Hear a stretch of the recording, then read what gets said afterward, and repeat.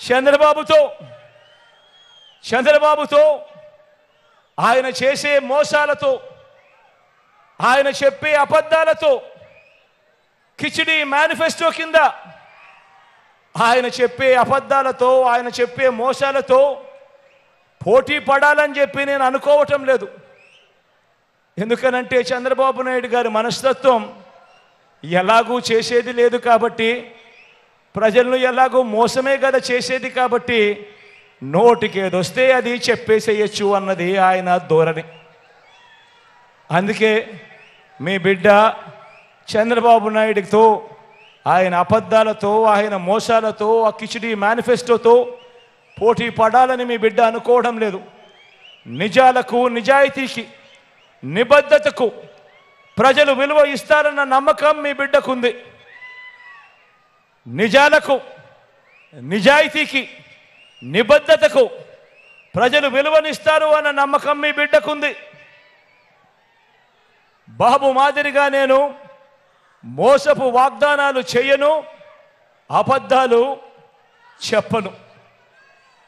నేను అడుగుతా ఉన్నా, ఒకసారి ఇక్కడున్న ప్రతి అక్క చెల్లెమ్మని అడుగుతా ఉన్నా, ఇక్కడున్న ప్రతి అవ్వాతాతని అడుగుతా ఉన్నా, ఇక్కడున్న ప్రతి సోదరుడిని, ప్రతి స్నేహితుడిని అడుగుతా ఉన్నా, మీకు ఎలాంటి నాయకుడు కావాలి అని అడుగుతా ఉన్నా.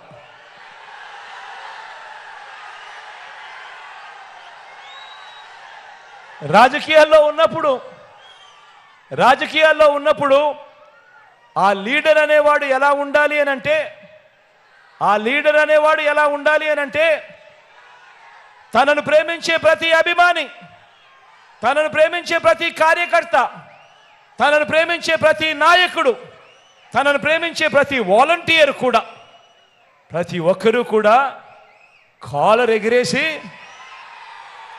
ఎగిరేసి అదుగో మా నాయకుడు, మనసున్న నాయకుడు, మాట ఇస్తే తప్పేదే లేదు అని చెప్పి, విలువలకు, విశ్వసనీయతకు మా నాయకుడు ప్రతీక అని చెప్పే మీ బిడ్డలాంటి నాయకుడు కావాలా, లేక చంద్రబాబు మాదిరిగా ఎన్నికలు వచ్చేసరికి ప్రతి ఒక్కరిని కూడా మోసం చేసేందుకు రంగురంగుల హామీలతో కేజీ బంగారం అంటాడు, బెంజ్ కార్ అంటాడు, సూపర్ 6 అంటాడు, సూపర్ 7 అంటాడు, రంగురంగుల హామీలతో మేనిఫెస్టోని తీసుకొచ్చి ఎన్నికలు అయిపోయిన తర్వాత చెత్తబుట్టలో పడేసి ప్రజలతో పని లేదు, ఎన్నికలు అయిపోయాయి కదా అని చెప్పి మర్చిపోయే ఆ చంద్రబాబు నాయుడు గారి మాదిరి రాజకీయాలు చేస్తే, ఆ చంద్రబాబు నాయుడు గారిని నమ్ముకొని ఆయన పార్టీకి సంబంధించిన ఏ కార్యకర్త అయినా కానీ,